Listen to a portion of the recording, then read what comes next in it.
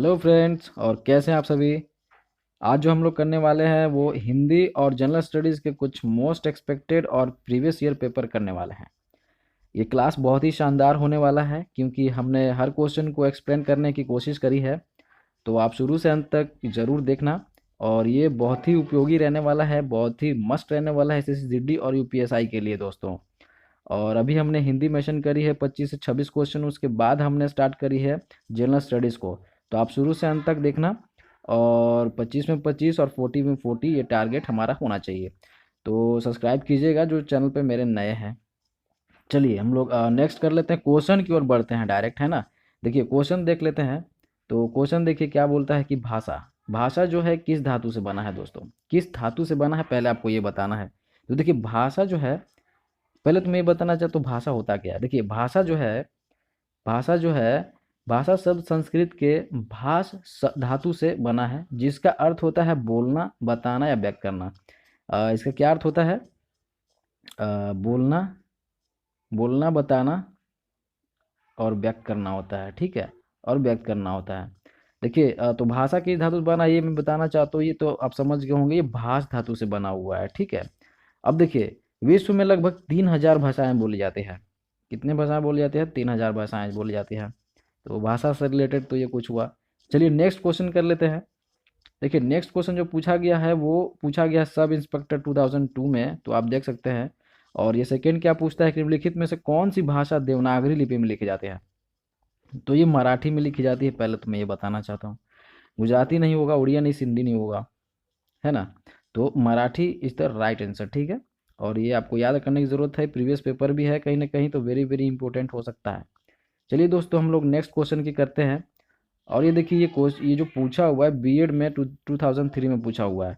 Friend ये मैं पुराने क्यों मैं करवा रहा हूँ, क्योंकि क्वेश्चन आपको यहीं से बनेंगे। आप मेरे सेशन को देखो और जाके एग्ज़ाम दो, आपको ज़रूर ये क्वेश्चन देखने को मिलेंगे, ठीक है। चलिए थर्ड क्वेश्चन देख लेते हैं क्या बोल रहा है। निम्नलिखित में से कौन सी भाषा संस्कृत भाषा की अपभ्रंश भाषा है, ठीक है। संस्कृत भाषा की अपभ्रंश भाषा कौन सी है? तो मैं आपको बताना चाहता हूँ कि ये पाली है, ठीक है। क्या हो जाएगा दोस्तों? तो ये पाली हो जाएगा। देखिए अपभ्रंश जो है, अपभ्रंश के बारे में भी मैं कुछ बताना चाहता हूँ। अपभ्रंश का क्या मतलब होता है? अपभ्रंश का मतलब होता है गिरा हुआ या बिगड़ा हुआ। इसका मतलब होता है गिरा हुआ या बिगड़ा हुआ होता है, ठीक है। चलिए तो ये क्वेश्चन तो हो गया। अब और भी कुछ जान लेंगे हम लोग, भाषा तो हम लोग जान ही रहे हैं, और भी कुछ देखेंगे क्वेश्चन को जो डिस्कशन करेंगे। तो चलिए हम लोग नेक्स्ट कर लेते हैं। चलिए दोस्तों हम लोग फोर्थ क्वेश्चन देख लेते हैं। फोर्थ में बोलता है संसार में लिपियों की संख्या कितनी है। आपको बताना है दोस्तों संसार में लिपियों की संख्या कितनी है। तो ये 400 है, 400 हो जाएगा। देखिए क्या है कि लिपि के बारे में जान लेते हैं। देखिए भाषा ध्वनियों पर आधारित है, ठीक है।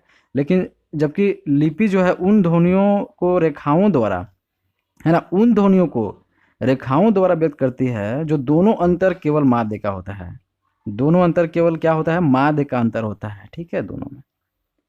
तो ये याद रखने की ज़रूरत है। चलिए लिपि के बारे में और कुछ बताना चाहता हूँ फ्रेंड। लिपि कितने तरीके का होता है? तो ये दो तरीके के वेद होते हैं इसके। एक होता है अक्षरात्मक, है ना, एक होता है अक्षरात्मक और एक होता है वर्णनात्मक। ओके, तो ये दो तरीके के होते हैं। देखिए इसका जो लिपि का विकास है ना, लिपि का विकास है वो कुछ चीज़ें हैं जो उनके द्वारा मानी जाती है। जैसे चित्रलिपि है, सूत्रलिपि है, प्रतीकात्मक है, भावमूलक है, ध्वनिमूलक है। इन सब चीज़ों से इनका विकास माना जाता है, ठीक है। ओके, चलिए हम लोग नेक्स्ट क्वेश्चन कर लेते हैं। अब पाँचवें बढ़ते हैं। पाँचवें में क्या बोलता है कि निम्नलिखित में से कौन सी भाषा देवनागरी लिपि में लिखी जाती है? मराठी। ये तो रिपीटेड हो गया क्वेश्चन। चलिए आगे कर लेते हैं। देखिए देवनागरी को राष्ट्रलिपि अपनाने की बात किसने सबसे पहले करी, है ना। देवनागरी को जो है राष्ट्रलिपि अपनाने की बात किसने सबसे पहले करी थी? तो ये शारदा चरण मित्र जी हैं जिन्होंने सबसे पहले अपनाने की बात करी थी राष्ट्रलिपि में। चलिए हम लोग इसमें तो और कुछ ऐसा नहीं है, चलिए देख लेते हैं। खड़ी बोली का पहला व्याकरण किसने लिखा, है ना। खड़ी बोली का पहला व्याकरण किसने लिखा? तो ये ऑप्शन ग हो जाएगा, जोहानस जजुआ कैदलियर, ठीक है। जोहानस जजुआ कैदलियर। देखिए मैं व्याकरण के बारे में कुछ बताना चाहता हूँ। देखिए व्याकरण जो है वो किन चीज़ों से मिलकर बना है। तो देखिए वी, है ना, वी प्लस आ प्लस करण, ये होता है व्याकरण मिलके बनता है। ठीक है, ये क्वेश्चन पूछते हैं दोस्तों कि व्याकरण किन वर्ड से बनके बना है। ठीक है, देखिए और हम कुछ बताना चाहते हैं कि देखिए व्याकरण हमें भाषा को शुद्ध रूप से लिखना, अगर इसके हम डेफिनेशन की बात करें इसकी व्याकरण की, तो व्याकरण का डेफिनेशन क्या होता है दोस्तों, आपको जैसे पता होता है कि शुद्ध रूप से लिखने, पढ़ने, बोलने और समझने की जो विधि होती है उनको हम व्याकरण कहते हैं, है ना। शुद्ध रूप से लिखने पढ़ने और बोलने की कला अगर शुद्ध रूप से होती है ना, उसको हम लोग व्याकरण कहते हैं। ठीक है, चलिए हम लोग और भी क्वेश्चन कर लेंगे बारी बारी से। देखिए शब्द प्रकाशिका किसकी रचना है, तो शब्द प्रकाशिका के बारे में बताना है किसकी रचना है, तो ये शीतल प्रसाद जी का है, आपको याद रखने की ज़रूरत है। ठीक है, चलिए हम लोग जो है नेक्स्ट क्वेश्चन कर लेते हैं, है ना। नेक्स्ट बोलता है कि हिंदी में कुल कितने वर्ण होते हैं। ठीक है, देखिए ये पूछ रहा है क्वेश्चन कि हिंदी में कुल कितने वर्ण होते हैं। तो इसका जो आंसर हो जाएगा वो 52। ठीक है, कैसे मैं आपको बताता हूँ। देखिए सबसे पहले तो वर्णों के बारे में जानते हैं, है ना, कि देखिए वर्ण वर्ण किसे कहते हैं, तो उस मूल ध्वनि को वर्ण कहते हैं जिसका खंड या टुकड़ा ना हो सके। जैसे देखिए जैसे होता है कि है ना, आ ई, इसमें दोस्तों टुकड़ा नहीं कर सकते, है ना।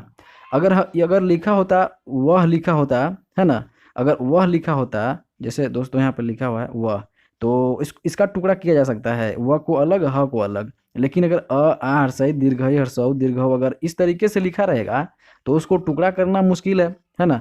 तो ये इसका डेफिनेशन होता है वर्ण का। तो टोटल होते हैं कितने, 52। चलिए और कुछ भी बताना चाहता हूँ मैं इसके बारे में। देखिए वर्ण को देखिए कितने चीज़ों में डिवाइड कर सकते हैं। देखिए स्वर्ण वर्ण, पहले था स्वर्ण वर्ण होता है, स्वर्ण 11 होते हैं। ठीक है, एक होता है स्पर्श व्यंजन, है ना, स्पर्श व्यंजन जो 25 होते हैं, है ना, क ख ग घ अंग च छ ज ञ जो आपने पढ़ा हुआ था, है ना, वो होता है। और 4 होता है अंतस्थ, है ना, और 4 होता है उष्म व्यंजन, है ना, और 2 होता है द्विगु व्यंजन। मतलब टोटल मिला के जो होता है ये 52 होते हैं। ठीक है, आपको बहुत कुछ सीखने को मिल गई होगी। तो चलिए हम लोग नेक्स्ट करते हैं क्वेश्चन को, और नेक्स्ट में देख लेते हैं कि बोलता है कि अघोष वर्ण कौन सा होता है ना। अघोष वर्ण की बात करता है, ये बैंक 2002 में पूछा हुआ क्वेश्चन है दोस्तों। तो अघोष वर्ण होता है ये स। देखिए घोष और अघोष क्या होता है, पहले तो मैं आपको ये डिक्लेयर करना चाहता हूँ। घोष के बारे में अगर बात करते हैं, पहले घोष के बारे में बात करते हैं, तो घोष का जो हो जाएगा उसमें जैसे स्वर तंत्रियाँ झंकृत होती हैं। ठीक है, घोष में अब स्वर तंत्रियाँ क्या होती है मैं आपको बताऊंगा। और एक होता है अघोष जिसमें कि स्वर तंत्रिका झंकृत नहीं होती हैं। अब ये क्या होता है स्वर तंत्रिका झंकृत होना, देखिए जैसे कि मैं आपसे बोलता हूँ कि जैसे हमने बोला कि आ हर्षई दीर्घई, ठीक है, ये बोला हमने तो ये घोष हैं, पता है। इसमें स्वर तंत्रियाँ जो है झंकृत हो रही हैं कि अकार आकार हर्षई दीर्घई हर्षऊ दीर्घऊ ये झंकृत हो रही हैं। ठीक है, और अगर हम अघोष की बात करें तो अघोष क्या होता है ना, जिसमें कि स्वर तंत्रियाँ झंकृत नहीं होती हैं। जैसे क ख ग घ अंग च छ ज झ ञ, इसमें तो कुछ हो ही नहीं रहा। जैसे कि ऊ हर्षऊ री ए, तो इसमें क्या है, स्वर तंत्रियाँ झंकृत हो रही हैं। तो ये सब चीज़ें हैं घोष और आघोष दोस्तों। ठीक है, तो आई होप आप समझ गए होंगे बेटर। तो चलिए नेक्स्ट क्वेश्चन करते हैं, नेक्स्ट कर लेते हैं। देखिए नेक्स्ट बोलता है कि ये प्रीवियस ईयर पेपर भी है, आरपीएस पुलिस सब इंस्पेक्टर परीक्षा 2011 में पूछा हुआ था कि यदि नीचे का होठ पूरी तरह काट दिया जाए तो किस ध्वनि के उच्चारण में कठिनाई होगी। फ्रेंड अगर हमारे होठों को पूरी तरह से काट दिया जाए, है ना, तो हम किस वर्ड को बोल नहीं सकते। तो जाहिर सी बात है ब नहीं बोल सकते, क्यों, क्योंकि देखिए ल घ ख बोल सकते हैं। यू गॉट इट, ठीक। चलिए अब आगे बढ़ लेते हैं हम लोग, है ना, नेक्स्ट कर लेते हैं। देखिए वर्तनी की बात करें, सही वर्तनी वाले शब्द को चयन करना है। हाँ, तो जैसे कि शुद्ध रूप जिसको बोलते हैं कि जो शुद्ध शब्द है, शुद्ध वर्ड है, उसको चूज करना है। तो निदर्शन है, ऐसा निदर्शन है। तो फ्रेंड ये जो ऑप्शन रहने वाला है वो निदर्शन, ये राइट आंसर हो जाएगा। इसमें तो कुछ ऐसा है नहीं, शुद्ध वर्तनी लिखना था। ये क्वेश्चन पूछा हुआ था बीएड में बीपीएससी में फ्रेंड, ठीक है ना। चलिए तो हम लोगों ने ये कर लिया। चलिए अब 13 क्वेश्चन की ओर बढ़ते हैं। 13 में बोल रहा है कि सही वर्तनी वाले शब्द का चयन कीजिए। फिर से है क्यारी है, कियारी है, कियारी है, कियारी है। फ्रेंड तो इसका आंसर क्या रहने वाला है? ये देखिए, उत्तर प्रदेश निर्वाचन आयोग परीक्षा 2021 में पूछा हुआ है। तो इसका जो राइट आंसर रहने वाला है वो ये कयारी रहने वाला है, ठीक है। चलिए हम लोग नेक्स्ट क्वेश्चन कर लेते हैं। आइए 14 क्वेश्चन कर लेते हैं। 14 क्वेश्चन में पूछ रहा है कि पति पत्नी, है ना, पति पत्नी के जोड़े को दंपति कहते हैं, है ना। तो देखिए आपको ये बताना है, शुद्ध वर्तनी ही बताना है इसको, ठीक है। देखिए यहाँ दंपति ऐसा लिखा हुआ है, ये लिखा हुआ है, ये ऐसे लिखा हुआ है, ये दंपति है। तो राइट ऑप्शन जो रहने वाला है वो दंपति ये रहने वाला है, ठीक है दोस्तों। चलिए नेक्स्ट कर लेते हैं, इसमें तो कुछ ऐसा है नहीं। चलिए दोस्तों हम लोग 5th क्वेश्चन करते हैं। निम्नलिखित में से कौन यौगिक शब्द है? आपको यौगिक शब्द बताना है। तो पहले तो मैं ये बताना चाहता हूँ कि यौगिक शब्द जो होगा वो विद्यालय होगा। देखिए शब्द की बात करते हैं ना, शब्द क्या होता है? तो शब्द वे हैं जो ध्वनियों के मेल से बने होते हैं, ठीक है ना। जिसका अर्थ को प्रकट करने वाले वर्ण समुदाय को शब्द कहते हैं, है ना। जिसके अर्थ को प्रकट करने वाले वर्ण समुदाय को शब्द कहते हैं, है, ठीक है। और देखिए शब्द के भेद की बात करें तो दो तरीके के होते हैं। एक होता है, देखिए एक होता है सार्थक शब्द, है ना, एक होता है निरर्थक शब्द, है ना, निरर्थक शब्द। तो जैसे कि हम अगर शब्द की बात करें तो इसमें और भी होती हैं जो व्युत्पत्ति, स्रोत या इतिहास के आधार पर जो देखे जाते हैं वो 5 तरीके के होते हैं। जैसे कि तत्सम शब्द, तद्भव, देशज, विदेशज और द्विज होते हैं। तो ये तो जो व्युत्पत्ति होती है इसकी इतिहास के आधार पे होती है। लेकिन अगर मेन चीज़ कहा जाए तो 2 शब्द होते हैं, सार्थक और निरर्थक शब्द, ठीक है। तो चलिए हम लोग और भी देखेंगे इस चीज़ के बारे में इसके अलावा। चलिए तो 16 क्वेश्चन कर लेते हैं। और 16 क्वेश्चन में बोलता है कि रचना के आधार पर शब्द के कितने भेद होते हैं। अब ये पूछ रहा है कि रचना के आधार पे कितने शब्द के भेद होते हैं। तो देखिए रचना के जो आधार पे शब्द के जो भेद होते हैं ना वो 3 तरीके के होते हैं दोस्तों, ठीक है, 3 तरीके के होते हैं। जैसे कि मैं बताना चाहता हूँ क्या होता है। पहला होता है रूढ़, है ना, रूढ़। दूसरा होता है यौगिक, है ना, और तीसरा होता है योग रूढ़, ठीक है। अब मैं आपको ये बताना चाहता हूँ रूढ़ क्या होता है। रूढ़ क्या होता है कि ऐसे शब्द जिनके खंड करने पर सार्थक ना हो, है ना। रूढ़ क्या होता है कि जिसके खंड करने पे कोई सार्थक शब्द नहीं बोलता बनता है। जैसे कि देखिए अब मान लीजिए कि कान है ना, ये तो सार्थक है। तो देखिए क्या होता है कि इसको अलग कर दिया जाता है, तो का अलग न अलग, तो ये रूढ़ हो गया, इसका कोई सार्थक शब्द ही नहीं है। अब योगी की बात कर लेते हैं। तो योगी में क्या होता है कि दो जो होता है ना, योगी का अर्थ होता है कि मेल से बना हुआ। अतः ऐसे शब्द जो 2 शब्दों या शब्दांशों के योग से बनते हैं। जैसे कि मान लो कि जैसे कि मैं हमने आग आग और बबूला को हम लिखते हैं। जैसे आग और बबूला, है ना, आग और बबूला। तो अगर इसको हम एक वर्ड मिलाते हैं तो आग बबूला होता है, ठीक है। ये होता है यौगिक शब्द, ठीक है। तो चलिए हम लोग टाइम को ना गवाते हुए आगे बढ़ते हैं और भी डिटेल जानने के। फ्रेंड अगर आपको वीडियो सही लग रहे हैं तो आप सब्सक्राइब ज़रूर करें और लाइक भी ज़रूर करें दोस्तों, ठीक है। चलिए हम लोग आगे कर लेते हैं। 17 में क्या बोलता है कि निम्न में से कौन सा शब्द तुर्की भाषा है? तुर्की भाषा तो ये कैंची है, आपको ये समझ में आना चाहिए। और आप शब्द पढ़ोगे तो जैसे कुछ और भी दिया होता है, जैसे कि मान लो कि तुर्की भाषा, फारसी, अरबी, ये सब भाषाएं दी हुई हैं जिसमें कि वर्ड दिए होते हैं। तो कमरा है, चाय है, रिक्शा है, ये सब अलग अलग भाषाओं के का देन है, लिखा होता है जिसमें कि। और तुर्की भाषा जिसमें कि कैंची आती है। और जैसे तुर्की तुर्की प्लस हिंदी, है ना, तुर्की प्लस हिंदी को मिलाते हैं तो तुर्की प्लस हिंदी क्या होता है। जैसे तुर्की में हम अगर ले लेते हैं तो तोप और तलवार, है ना। तुर्की तुर्की में हो गया तोप और हिंदी में हो गया तलवार, तो क्या हो गया, तोप तलवार। तो ये सब वर्ड हैं जो आप समझ सकते हो। अगर डिटेल आपको अगर कोई क्लास करनी है, अगर बाकायदा बेसिक से करनी है, तो इसके बारे में कमेंट करना, मैं आपको बेसिक से भी वो प्रोवाइड कर दूंगा हर चैप्टर की। चलिए हम कोशिश करते हैं 18 क्वेश्चन की। देखिए, नाप तोल का बोध कराने वाले शब्द को क्या कहते हैं। 18 क्वेश्चन बोलता है कि नाप तोल का बोध कराने वाला शब्द क्या बोलते हैं, तो इसे द्रव्यवाचक संज्ञा बोलते हैं। मेजरमेंट की बात करें, नाप तोल की बात करें बोध कराने को, तो द्रव्यवाचक संज्ञा होता है। देखिए, संज्ञा क्या होता है। संज्ञा वो होता है किसी वस्तु, प्राणी आदि स्थान जो होता है ना, उसके बोध कराते हैं, तो उसे संज्ञा बोलते हैं। जैसे आगरा, गंगा, हिमालय, बचपन, है ना, महात्मा गांधी। तो ये किसी व्यक्ति, वस्तु और प्राणी, है ना, व्यक्ति, वस्तु और प्राणी का बोध करा रहा है, तो उसे संज्ञा बोलते हैं। इसके कुछ और प्रकार होते हैं। जैसे संज्ञा के प्रकार कितने होते हैं, तो 5 तरीके के बोला जा सकता है। पहला होता है व्यक्तिवाचक संज्ञा, है ना।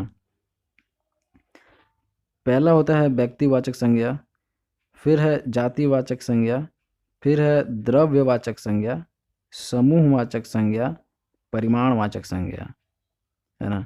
ये कुछ 5 टाइप के होते हैं संज्ञा, तो जिनके बारे में आपको ध्यान रखने की ज़रूरत है। चलिए हम लोग नेक्स्ट करते हैं। नेक्स्ट पूछा गया आरपीएससी पुलिस सब इंस्पेक्टर 2011 में। तो ये क्वेश्चन देख लेते हैं क्या है। जटिल विशेषण के लिए निम्नलिखित में से उपयुक्त संज्ञा कौन सी है। तो जटिल विशेषण के लिए उपयुक्त संज्ञा बतानी है, तो ये समस्या हो जाएगा दोस्तों। अब हम लोग जान लेते हैं कि दृष्टि तो अलग चीज़ है, जटिल से कोई रिलेटेड नहीं है, कोरिलेटेड नहीं है, प्रश्न से कुछ है ही नहीं, स्थिति से कोई कोरिलेट नहीं है जटिल का। तो बात करते हैं जटिल का, तो समस्या जो है विशेषण उपयुक्त संज्ञा होगी। ठीक है, चलिए नेक्स्ट कर लेते हैं हम लोग क्वेश्चन दोस्तों। नेक्स्ट है 20 क्वेश्चन, देखते हैं 20 में लिंग के अनुसार शुद्ध जोड़े का चयन कीजिए, है ना। लिंग के अनुसार शुद्ध जोड़े का चयन करना है, तो आपके सामने ऑप्शन जो दिया हुआ है, पहला है माली, मालिन, माली, माला, माली, मालिनी, माली, मालिन, मलिन। तो देखिए पहला जो ऑप्शन जो मैं आपको बताने जाता हूँ, आंसर जो है वो फर्स्ट ऑप्शन हो जाएगा, माला, मालिन। देखिए, लिंग, लिंग का अर्थ बताना चाहता हूँ कि लिंग शब्द का अर्थ होता है चिन्ह या निशान, है ना। लिंग शब्द का जो लिंग शब्द का जो अर्थ होता है वो चिन्ह या स्थान होता है। ठीक है, परिभाषा की बात कर लें तो इसका जिस चिन्ह से संज्ञा के स्त्रीलिंग या पुल्लिंग होने का बोध होता है ना। किसी भी संज्ञा के स्त्रीलिंग या पुल्लिंग होने की जो बोध सूचक होता है ना, उन चीज़ को हम क्या बोलते हैं, लिंग। जैसे कोई फीमेल है, मेल है, ये लिंग, जेंडर जो है वो इंग्लिश में आप समझते होंगे, तो इन सब चीज़ को आप अच्छे से समझते होंगे। ठीक है, चलिए हम लोग नेक्स्ट कर लेते हैं 21 को। और देखिए 21 में क्या बोल रहा है कि कौन सा शब्द पुल्लिंग है शब्द दोस्तों। ठीक है, ये पूछ रहा है कि कौन सा शब्द पुल्लिंग है, और ये बैंक परीक्षा 2002 में भी पूछा गया है। तो ये दोस्तों मैं आपको बताना चाहता हूँ, ये पुलिंदा हो जाएगा। तो जैसे कि हमने बात कर ली है स्त्रीलिंग पुल्लिंग की, तो और भी ऐसे वर्ड्स हैं जो हमेशा पुल्लिंग में यूज़ होते हैं। देखिए, पुल्लिंग की जो पहचान करने का जो बात है ना, वो जिन संस्कृत संज्ञा शब्दों के अंत में त्र होता है, ये पुल्लिंग होते हैं। त्र होता है ना। और भी कुछ होते हैं, जैसे कि नयन है, गमन है, वचन है, नेत्र है, सशस्त्र है, चित्र है।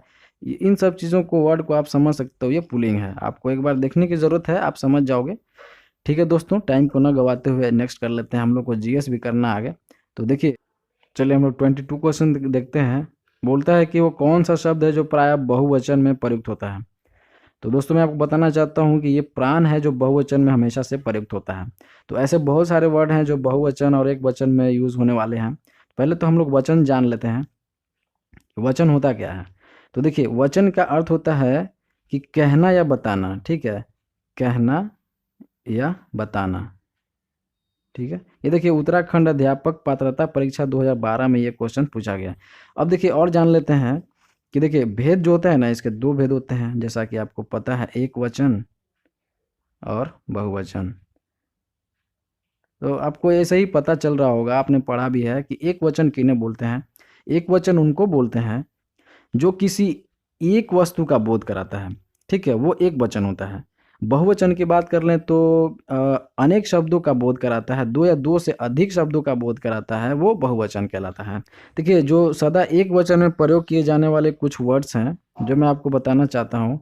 जो एक वचन में सदा यूज़ होता है, जो वर्ड होता है वो क्या क्या होते हैं, जैसे कि सोना, सोना, पानी, वर्षा, ये सब क्या है, एक वचन में हमेशा यूज होने वाले हैं। ठीक है साथियों।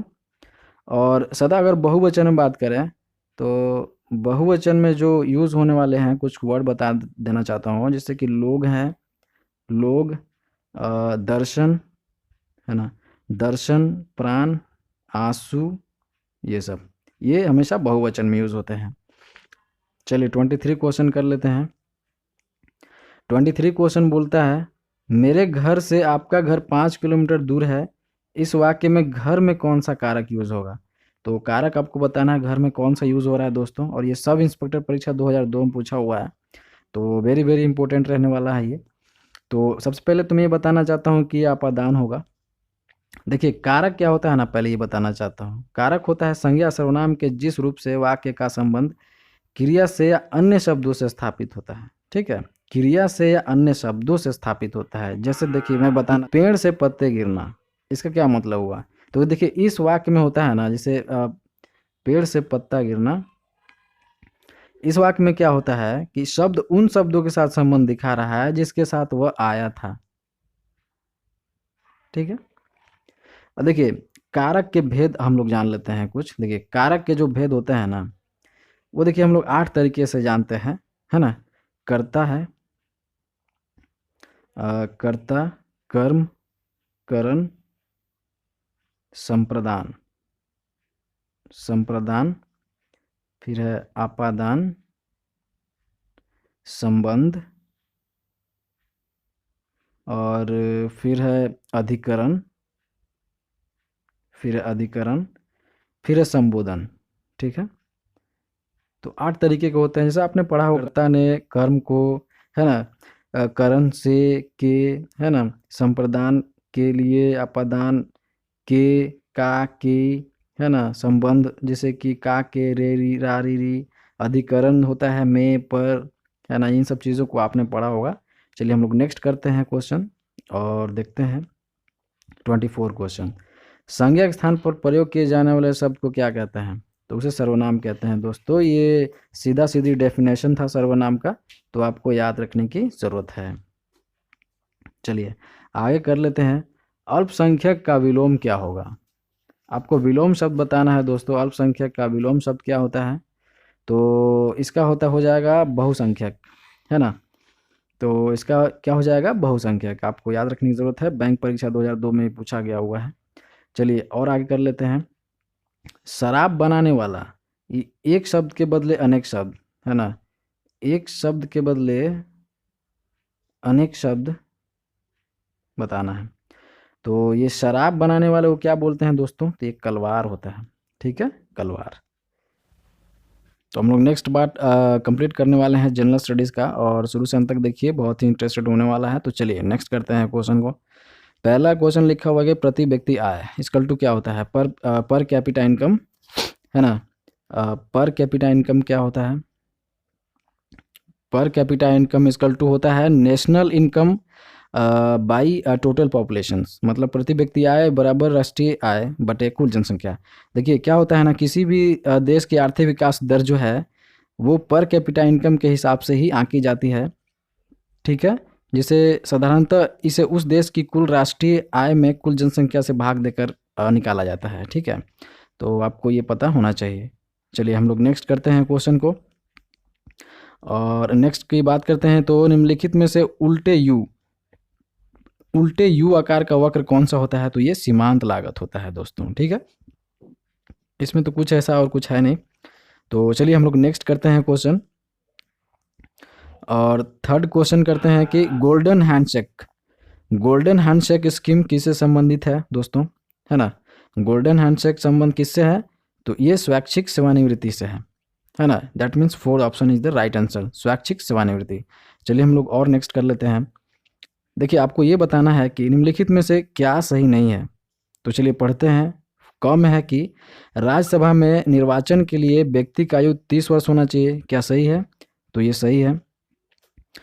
ख है लोकसभा में निर्वाचन के लिए व्यक्ति का आयु 25 वर्ष होनी चाहिए, क्या सही है, सही है। चलिए नेक्स्ट कर लेते हैं।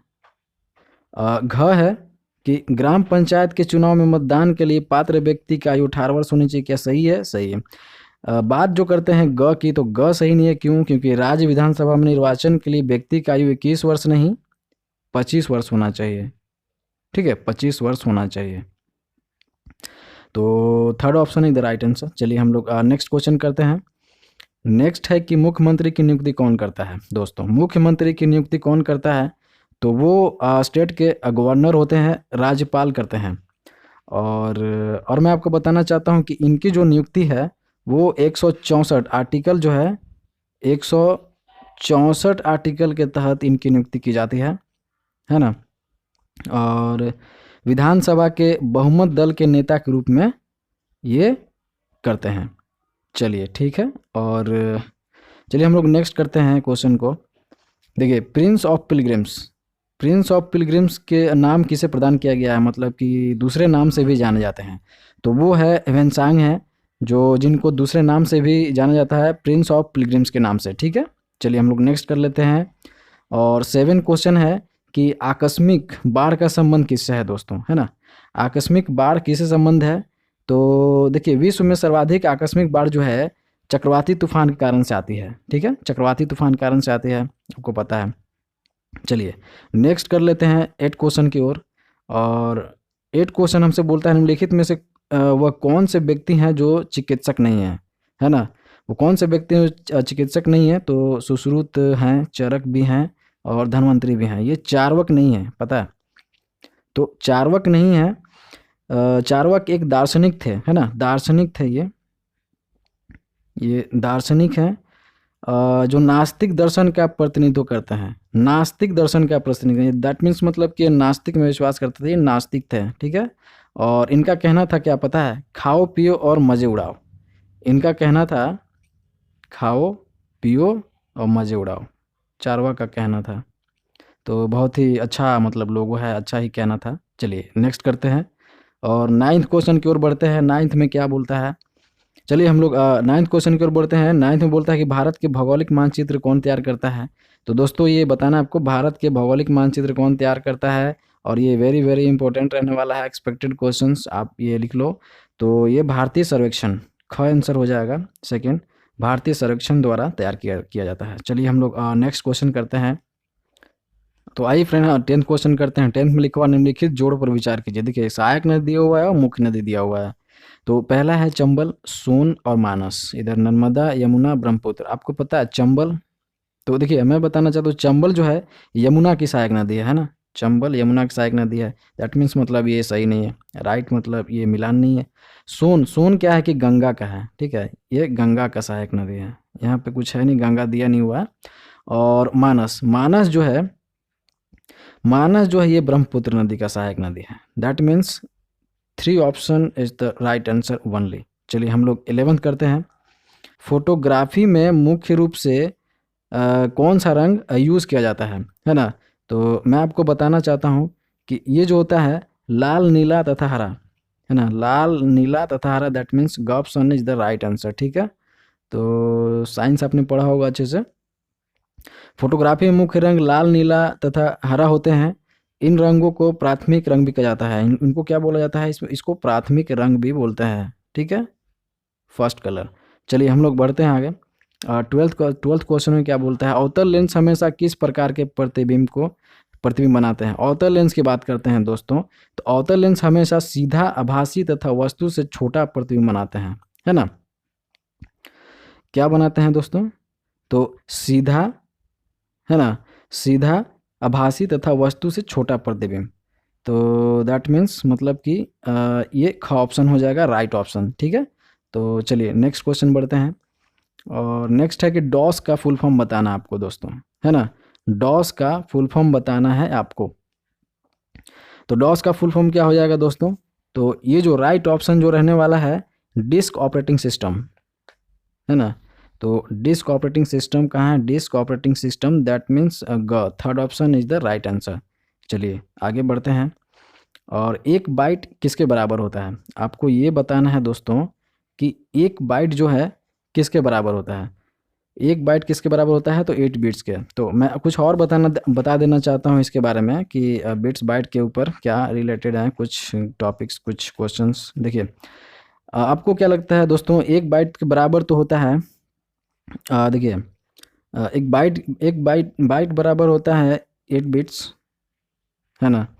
और 1 किलो बाइट्स, है ना, किलो बाइट्स बराबर होता है 1024 KB, ठीक है। और बात कर लेते हैं मेगा बाइट का, है ना, मेगा बाइट का, तो ये 1024 MB होता है ना। और बात कर लेते हैं गीगा बाइट का, है ना, तो गीगा बाइट का बात कर लेते हैं तो 1024 GB होता है ना। तो और भी होता है टेरा बाइट, जैसे कि 1024 TB, टेरा बाइट में 1024 TB यूज़ होता है। तो आप ये सब याद कर लेना। चलिए ठीक है, नेक्स्ट करते हैं हम लोग क्वेश्चन। नेक्स्ट है कि दिल्ली में मुगल साम्राज्य की नींव निम्नलिखित में से किस लड़ाई के परिणाम स्वरूप डली। जो दिल्ली में मुगल साम्राज्य का नींव डला था वो कौन से युद्ध के बाद डला, है ना, आपको ये पहले बताना है। तो देखिए मैं आपको ये बताना चाहता हूँ कि ये जो हुआ पानीपत की पहली लड़ाई से ही जो है ना मुगल साम्राज्य की नींव जो है दिल्ली पे पड़ गई थी। देखिए पानीपत की पहली लड़ाई, है ना, 21 अप्रैल 1526 को हुई थी, है ना, इब्राहिम लोदी एवं बाबर के बीच, है ना। तो आपको याद रखना है इब्राहिम लोदी और बाबर के बीच हुई थी, है ना। बाबर विजय हुआ था इसमें। इसी लड़ाई के परिणाम स्वरूप जो है दिल्ली में मुगल साम्राज्य की नींव पड़ी थी, ठीक है दोस्तों। चलिए नेक्स्ट कर लेते हैं, और भी 2-4 क्वेश्चंस हैं। 17 क्वेश्चन कर लेते हैं। राज्यसभा के लिए मनोनीत भारतीय चलचित्र की महिला कौन थी। राज्यसभा के लिए मनोनीत भारतीय चलचित्र की पहली महिला कौन थी, ठीक है, तो ये नरगिस थी, ठीक है। और नेक्स्ट कर लेते हैं दोस्तों क्वेश्चन। देखिए नासा के किससे संबंधित मिशन नाम जूनो है। ये वेरी वेरी इंपॉर्टेंट है दोस्तों, ये आ भी सकता है। नासा के किससे संबंधित मिशन जूनो के नाम से है, ठीक है। तो ये बृहस्पति हो जाएगा राइट ऑप्शन, थर्ड ऑप्शन। चलिए हम लोग नेक्स्ट करते हैं। 19 क्वेश्चन करते हैं। निम्नलिखित में से किस रंग के निकट पालीतन मंदिर स्थित है ना। पालीतन मंदिर जो स्थित है दोस्तों वो किस नगर के निकट स्थित है, तो आपको बताना है। और ये जो है गुजरात में है, और ये भावनगर, ठीक है, गुजरात में है भावनगर, तो गुजरात में है, तो आपको याद रखना है। और ये जैनियों का एक प्रसिद्ध तीर्थ है, ठीक है ना। ये जो है भावनगर, ये बोला जाता है कि जैनियों का प्रसिद्ध तीर्थ स्थल है ना, तीर्थ स्थल। चलिए और नेक्स्ट कर लेते हैं हम लोग क्वेश्चन जो लास्ट है 20 क्वेश्चन। देखिए इनमें से किसका सही मेल नहीं है। देखिए पहला है सोमदेव देवबर्मन बैडमिंटन, है ना, गगन नारंग निशानेबाज, है ना, अर्जुन अटवाल गोल्फ, अनीता सूद तैराकी। तो आपको क्या लगता है दोस्तों। तो देखिए मैं आपको ये बताना चाहता हूँ कि सोमदेव देवबर्मन जो है एक टेनिस प्लेयर है ना। ये जो सोमदेव देव प्लेयर हैं ये टेनिस प्लेयर हैं, नॉट बैडमिंटन प्लेयर, ठीक है, ये टेनिस प्लेयर हैं। तो that means first option is the right answer. चलिए दोस्तों आपने बहुत इन्जॉय किया होगा, थैंक्स इसके लिए कि आपने सेशन को अच्छे से देखा। और सब्सक्राइब और लाइक ज़रूर करेंगे दोस्तों, है ना। जो मेरे चैनल पर नए हैं सब्सक्राइब और लाइक ज़रूर करेंगे, क्योंकि आपको कोई सब्सक्रिप्शन नहीं देना है आपको। मेरे चैनल पे आप फ्री में एक अच्छा कंटेंट ले जा सकते हैं। तो जो मेरे चैनल पे नए सब्सक्राइब करें, लाइक करें और शेयर भी ज़रूर करें दोस्तों। तब तक के लिए धन्यवाद।